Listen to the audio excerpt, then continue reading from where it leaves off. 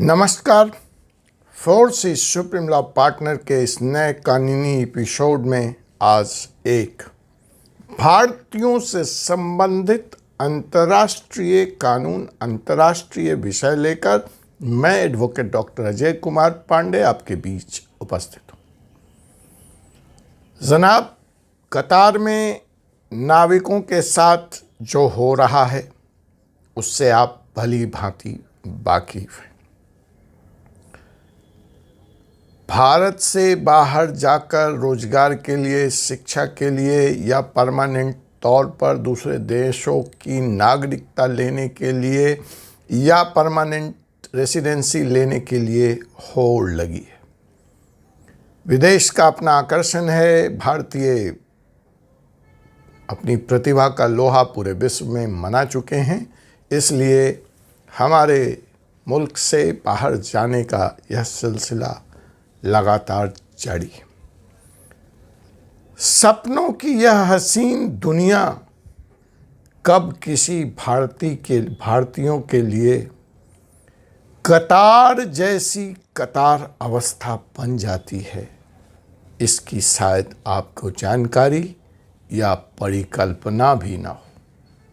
आपको ऐसा लगता है कि अपने देश में सब कुछ खराब है, यहाँ की न्याय प्रणाली, यहाँ की व्यवस्था, यहाँ की कोर्ट, यहाँ के वकील, यहाँ के पुलिस, यहाँ के नेता, और विदेश में सब रोजी रोजी। मुझे नहीं मालूम क्या सच है क्या झूठ है, लेकिन हम तो वकील लोग हैं, फैक्ट्स पे बात करते हैं। तो आइए आज आपको एक ऐसा ही मुकदमा, एक भारतीय गुजराती के बारे में बहुत ही दर्दनाक कहानी है,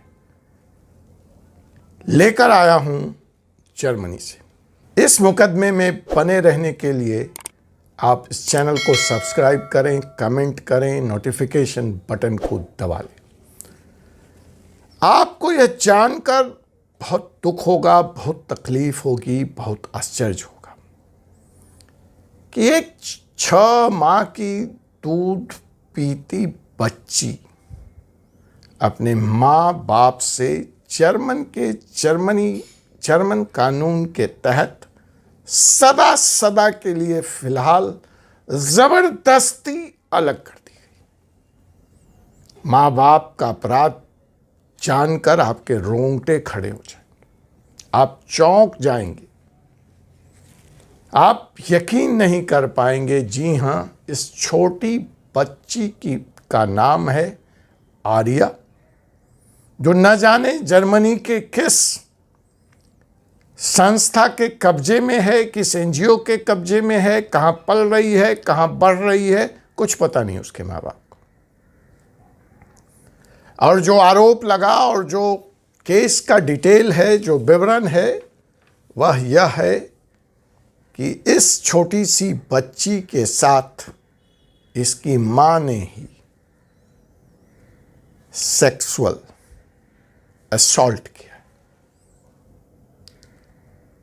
कैसे हो सकता है, मेरी समझ से तो बाहर है। लेकिन खैर, ये आरोप लगा।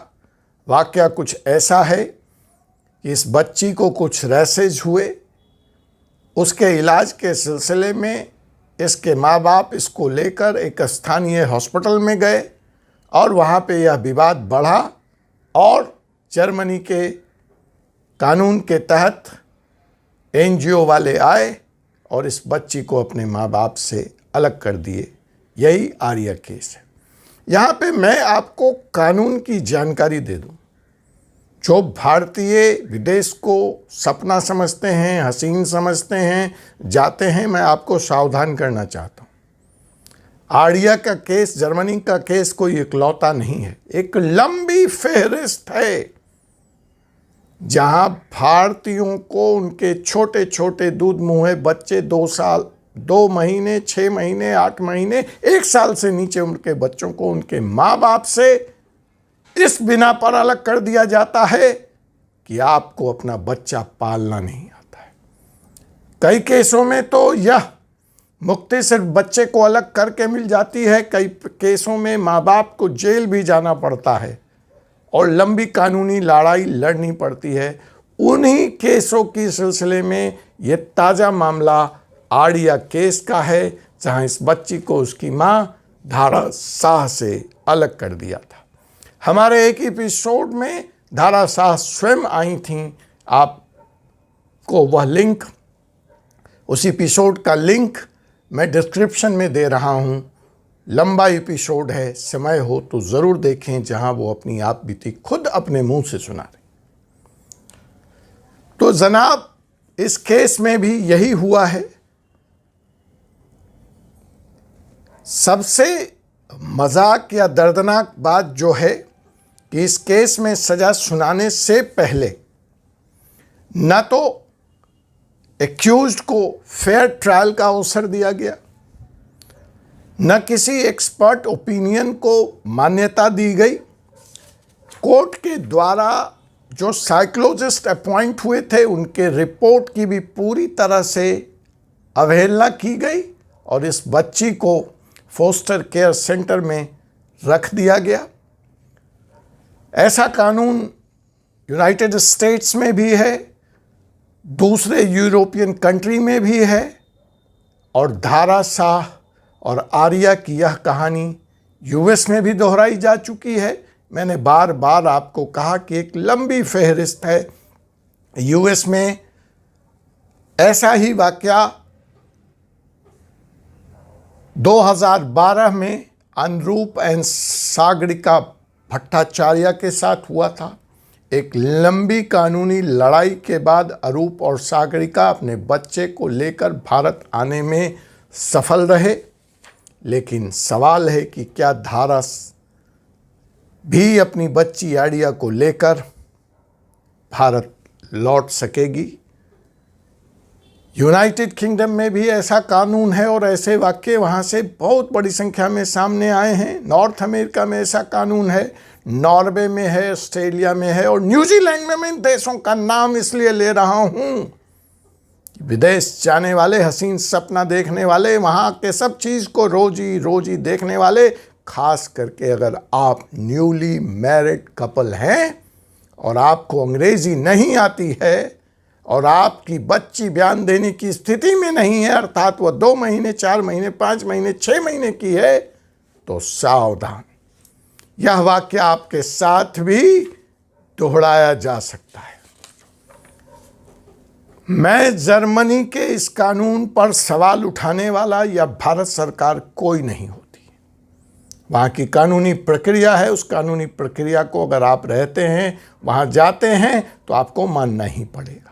लेकिन फेयर ट्रायल का सवाल तो उठता है, बनता है। इस मामले में भारत सरकार ने जर्मनी के राजदूत को बुलाकर तलब किया है, लेकिन मामला टाए टाए फिस है।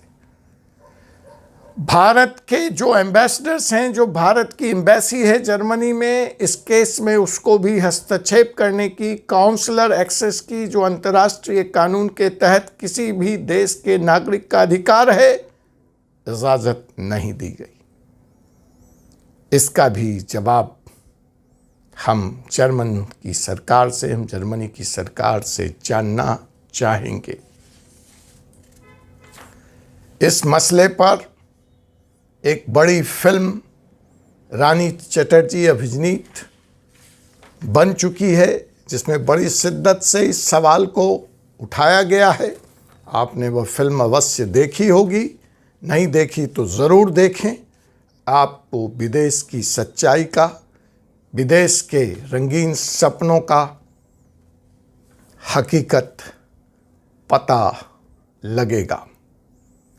उस फिल्म का नाम है मिसेस चटर्जी वर्सेस नॉर्वे। और भी ऐसे मामले जो जर्मनी में है, मिसेस शाह वर्सेस जर्मनी आपने देखा ही, जिसकी मैंने चर्चा की। मिसेस पाटिल वर्सेस ऑस्ट्रेलिया, यह केस ऑस्ट्रेलिया में चल रहा है। मिसेस यूसुफ वर्सेस इंग्लैंड में भी यह वाकया है, वहाँ से भी यह रिपोर्ट आई है। Mrs any versus Sweden. तो लगातार भारतीयों के साथ यह सारा कुछ हो रहा है। अब इस पूरे मसले में जो मेरा कानूनी टेक है, अपार्ट फ्रॉम फेयर ट्रायल नहीं दिया, साइकोलॉजिस्ट की बात नहीं मानी, वह यह है कि माना 1 मिनट के लिए माता पिता दोषी थे, आप उनको सजा दो, उनको छोड़ो। बच्ची इंडियन पासपोर्ट होल्डर है और भारत में बच्चों को लेकर कानून काफी सशक्त है। किस अंतर्राष्ट्रीय कानून के तहत वो बच्ची जिसने अपराध नहीं किया है उसको जर्मनी रोके हुए? आर्या का पासपोर्ट भारत का है। किस कानून के तहत आर्या ने क्या अपराध किया है? किस कानून के तहत उसका पासपोर्ट जब्त है? इसका जवाब जर्मन सरकार को देना पड़ेगा। और यह 2 सवाल मैं भारत सरकार से भी पूछता हूं कि आप जर्मन के इंटरनल कानून का हवाला देकर अपनी जिम्मेवारी से कब तक बचते रहेंगे? अपराध अगर किया है, हुआ है तो उसकी मां के द्वारा हुआ है। बच्ची का क्या कसूर है? बच्ची भारतीय नागरिक है और भारत सरकार को हर वो चेष्टा करनी चाहिए कि वो बच्ची आए, भले ही वो बच्ची यहां भी माँ बाप को न सौंपी जाए और किसी फोस्टर केयर में ही रखी जाए जब तक कि केस का फैसला नहीं हो जाता, लेकिन उसको जर्मनी में रखना किस कानून के तहत मान्य है? इसका जवाब तो भारत सरकार को देना ही पड़ेगा और ऐसे मसलों में हस्तक्षेप करना ही पड़ेगा। क्या होता है, किन परिस्थितियों में ऐसे अंतर्राष्ट्रीय अपराधों में, मानवीय अपराधों में पकड़े गए लोग भारतीय कानून के बाद भी क्या नहीं छोड़े गए? इस पे आखिर यूनाइटेड नेशन भी क्यों मौन है? आखिर अंतर्राष्ट्रीय कानून भी कोई चीज़ है, अंतर्राष्ट्रीय संवेदना भी कोई चीज़ है और अंतर्राष्ट्रीय मानव अधिकार भी कोई चीज़ है। मैंने इस केस को तफसील से उसकी मां के साथ बातचीत में कवर किया है, डिस्क्रिप्शन लिंक में है, आप जाएं देखें। और पुनः जाते जाते मैं आपको सावधान करता हूं कि आप यह मत सोचें कि विदेशों में सब कुछ अच्छा है और भारत में सब कुछ बुरा है। विदेश जाने से पहले वहाँ के कानून को, वहाँ के कानूनी बारीकियों को अच्छी तरह से देखभाल समझ लें।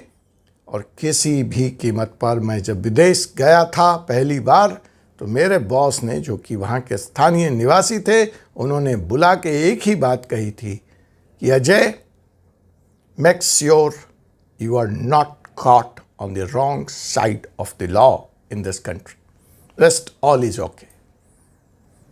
Live with respect, enjoy your life, but not get caught on the wrong side of the law.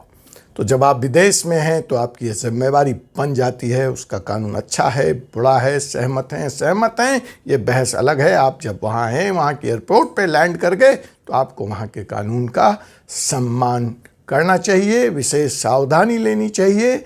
ऐसा ही एक मुकदमा जल्द ही मैं ऑस्ट्रेलिया से भी लेकर एक भारतीय दंपत्ति के बारे में अपने अगले एपिसोड में लाऊंगा। तब तक आप चैनल को सब्सक्राइब करें, नोटिफिकेशन बटन को दबा लें और चैनल को ज्वाइन करें। कमेंट से मुझे ज़रूर बताएं इस बारे में आपके क्या विचार हैं, आपका क्या अनुभव है। तब तक मुझे एडवोकेट डॉक्टर अजय कुमार पांडे को अनुमति दीजिए। आपसे मुलाकात होगी एक ऐसे ही एपिसोड में, एक ऐसे विषय के साथ जल्द ही। जय हिंद, जय भारत।